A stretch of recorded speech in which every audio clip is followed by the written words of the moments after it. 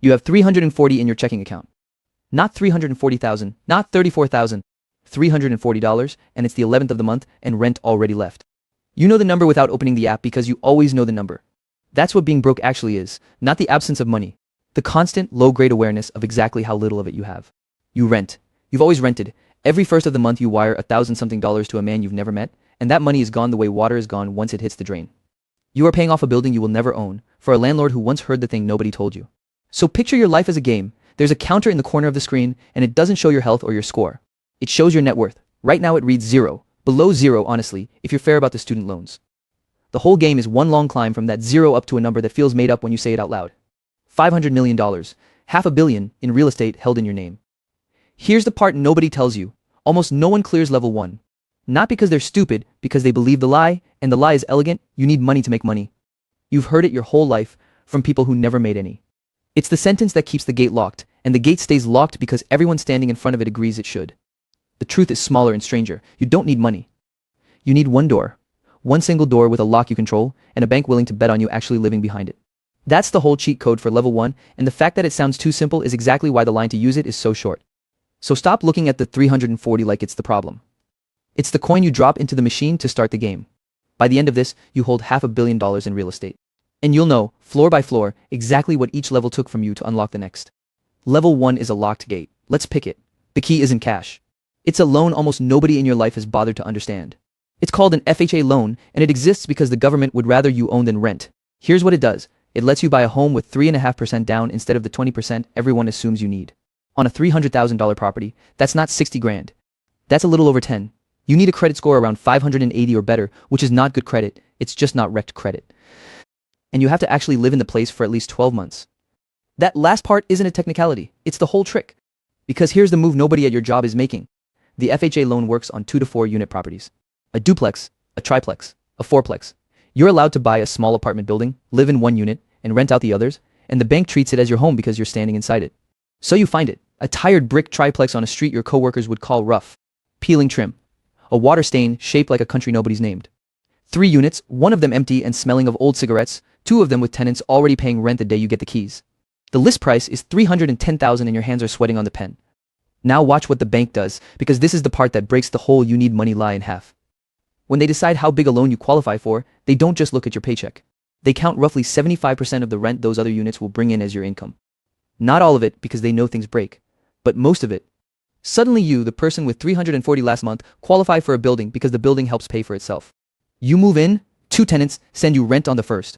That money that used to disappear down someone else's drain, now lands in your account and walks straight over to the mortgage. Do the math slowly, because it's the best math you'll ever do. Their 2 checks cover almost the entire payment. Your actual cost to live there drops to a couple $100s a month. Some months, once the empty unit fills, it drops to nothing. Some months the building pays you to live in it. Your neighbors think you settled. Poor guy, couldn't swing a real house, bought half a slum on the wrong side of the tracks. You let them think it, because you're not looking at a starter home.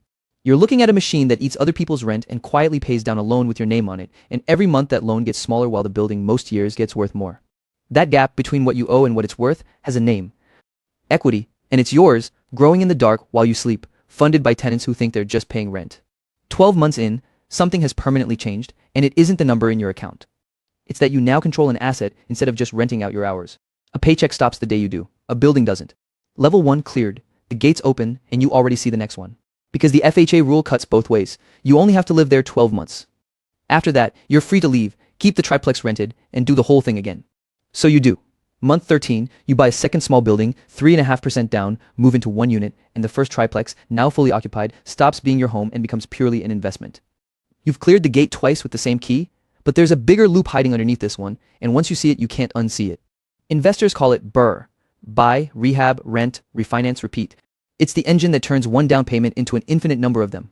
Here's how it turns. You stop buying places that are merely tired and start hunting the ones that are ugly. The house with the collapsed porch and the yard full of somebody's abandoned life, the one everyone scrolls past, the one you can buy cheap precisely because no one else will touch it.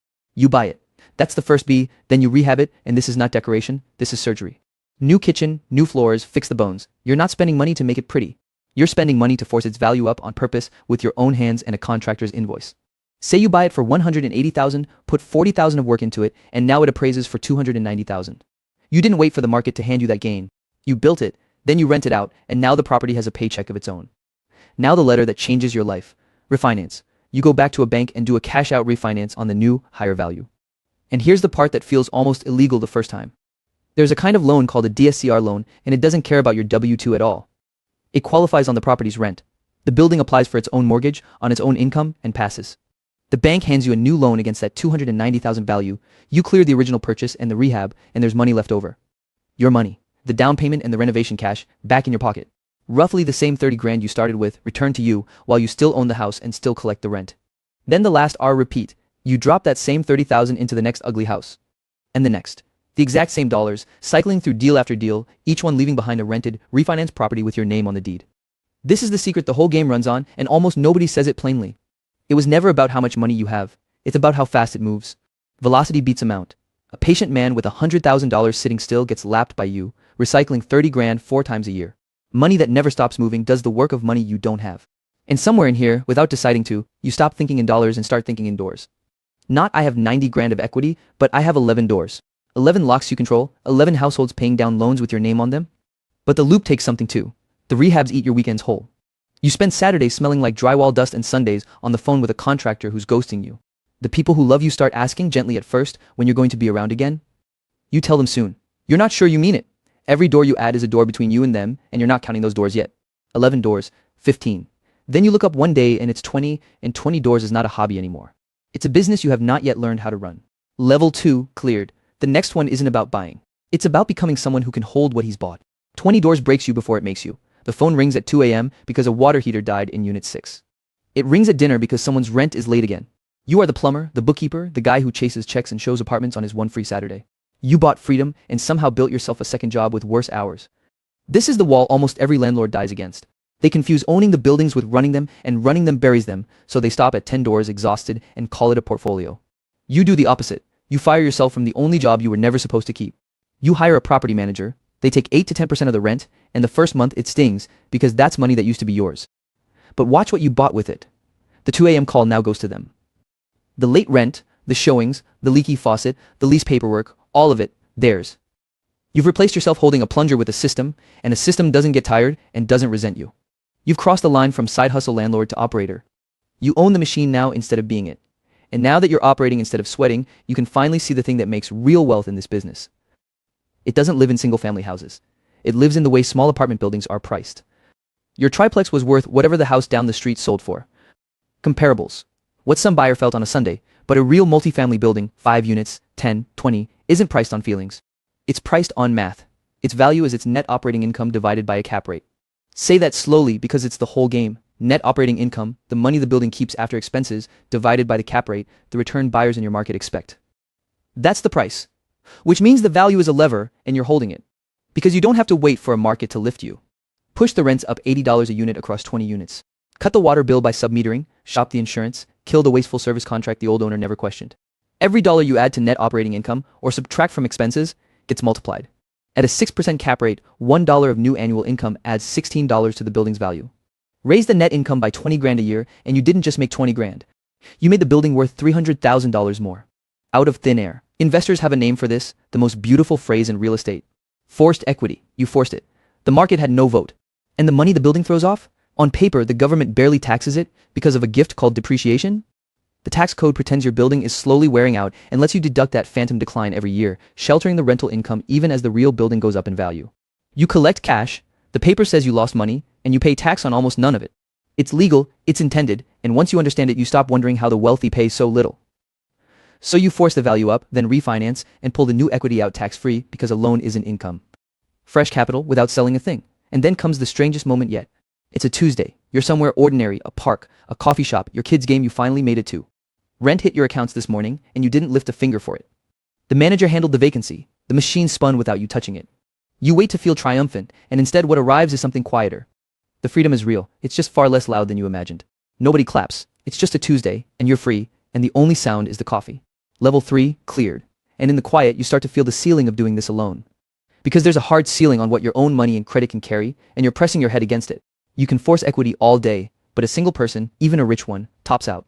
The next building you want is a 12 million, 100-unit complex, and you cannot buy that alone. Nobody can.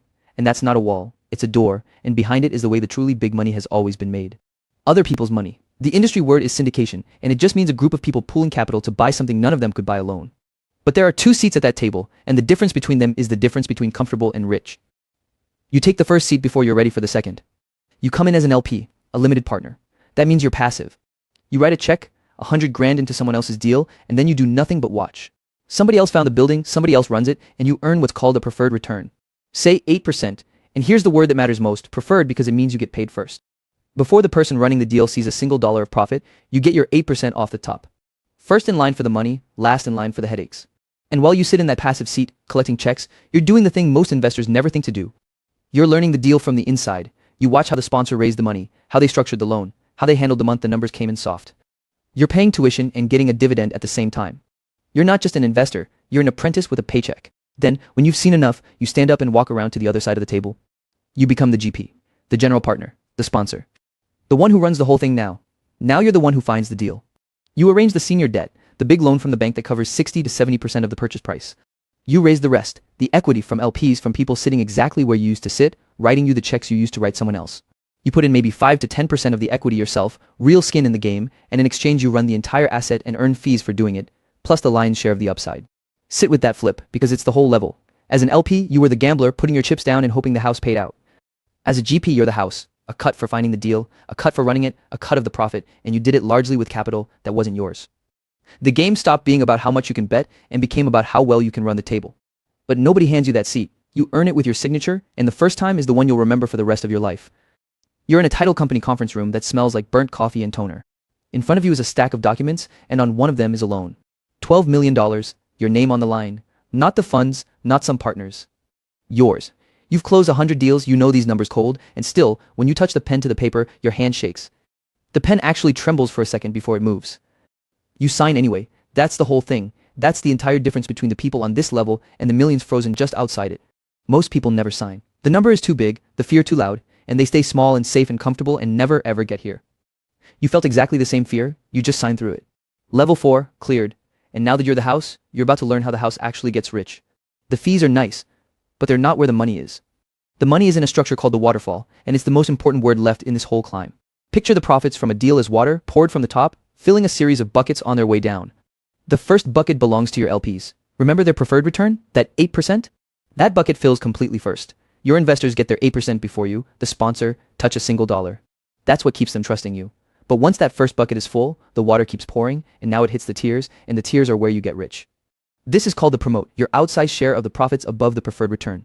Watch how it stacks. Up to a 12% return for your investors, the profit splits 70-30. 70 to them, 30 to you. Push the deal harder, and from 12 up to 18%, the split shifts 60-40. Get the deal performing above 18%, truly hitting it out of the park, and now it's 50-50. Half the profit, to you, the sponsor who put in a fraction of the money. Read that structure again and notice what it does to you. The harder the deal performs, the bigger your slice gets. You don't get rich by squeezing your investors. You get rich by making them richer, because every tier that rewards you rewards them first. Your greed and their interest point in exactly the same direction. That's not a loophole. It's the most elegant alignment in all of finance, and it's why the biggest fortunes in real estate are built this way. So you go hunting for deals that can hit those top tiers, and you know exactly what to buy. A tired 200-unit apartment complex. Brown carpet, dated kitchens, rents $200 a month under what the neighborhood will pay. Run for decades by an owner who stopped caring. You buy it with your LP's money and the bank's. Then you do at scale exactly what you learned on that first ugly house. You renovate, unit by unit, as tenants turn over, and push the rents up to what the market always would have paid. Every renovated unit lifts the net operating income. And remember the lever, every dollar of that income gets multiplied against the cap rate. Force the rents up across 200 units, and you don't add thousands of dollars of value. You add millions, then you refinance into that forced equity, or you sell and everyone walks away paid. And when you sell, there's one last piece of the code, the one that lets the truly wealthy compound untouched for decades. Normally, when you sell for a huge gain, the government takes a fat slice in capital gains tax. But there's a rule, a 1031 exchange, and it says if you roll every dollar of that gain straight into a bigger property, you owe the tax not now, but later. And you can do it again, and again. Roll the gain from the 200 unit into a 400 unit, from the 400 into an 800, deferring at every step, keeping 100% of your equity working instead of 80. Investors call it swap till you drop, because if you never stop trading up, the tax bill keeps getting pushed down the road until, one day, it's someone else's problem entirely. Your money compounds whole, undivided for the rest of your life. And somewhere in the middle of all this leverage and all these tiers, the numbers change texture on you. You're not managing units anymore. You're managing homes. Thousands of them. The zeros on the deals got so large they stopped registering as money. And what fills the space where the excitement used to be is heavier and quieter. Thousands of families sleep tonight inside walls you're responsible for. The kid doing homework in 4B, the nurse coming off a double in 12C, the old man who's lived in Unit 7 for 30 years. The zero stopped feeling like a score and started feeling like weight. And you're not sure anyone warned you that winning would feel this much like being needed. Level 5, cleared. There's only one level left, and on it you stop buying buildings entirely. You stop buying buildings because you've realized you can make them instead. This is the top of the game, and it has a name that sounds almost too simple for what it is. Ground-up development. You stop paying other people for finished buildings and their built-in premium, and you start with dirt. Raw land at the edge of a growing city, a field, a parking lot, a forgotten industrial lot nobody else can see anything in. You buy the dirt cheap because dirt is just dirt. And then you create the value that everyone before you had been buying, out of nothing but a plan, a permit, a crew, and 18 months of nerve. The building that stands there when you're done didn't exist. You didn't find the value, you summoned it, every other level moved value around. This one manufactures it. And now something happens that tells you the game has fully changed. The phone calls invert. You used to chase money, hat in hand, begging LPs for $100,000 checks. Now the money chases you. Institutional capital, the largest pools of money on earth, calls your office. Pension funds sitting on the retirement savings of teachers and firefighters. Insurance companies holding oceans of premiums. They need somewhere safe and productive to put billions, and they want in on what you build. They become your LPs now, and they don't write $100,000 checks. They write 9-figure ones, and that's how the counter in the corner of the screen finally rolls over to the number that once sounded made up. $500 million in assets under management. Say it plainly because the honesty matters. Most of that $500 million is other people's money, pension money, insurance money, LP money, and that's not the asterisk on the achievement. That's the achievement. That's the entire skill. You've become trusted enough to be handed the largest pools of capital in the world and told, grow this. Your own slice of that empire is still enormous, life-changing many times over, but it sits on a mountain built mostly of borrowed and entrusted billions, and that is exactly what mastery looks like at this altitude. You're not a landlord anymore. You barely resemble the guy with the plunger. You sit on top of a full stack now. A management company that runs the buildings. An acquisitions team that hunts the deals you used to hunt alone on Saturdays. Analysts, attorneys, a construction arm. Your name, the same name that shook holding a pen over a $12 million loan, now gets phone calls returned within the hour. Deals come to you before they ever hit the market because being you is now its own kind of asset. The flywheel you spent 20 years pushing spins entirely on its own, and your job is mostly to point it. And it all traces back, every last dollar of it, in one unbroken line, to a 340 checking account and a single FHA loan on a tired triplex on a street your neighbors pitied. That's not a rags to riches flourish. That's the literal mechanical truth of it.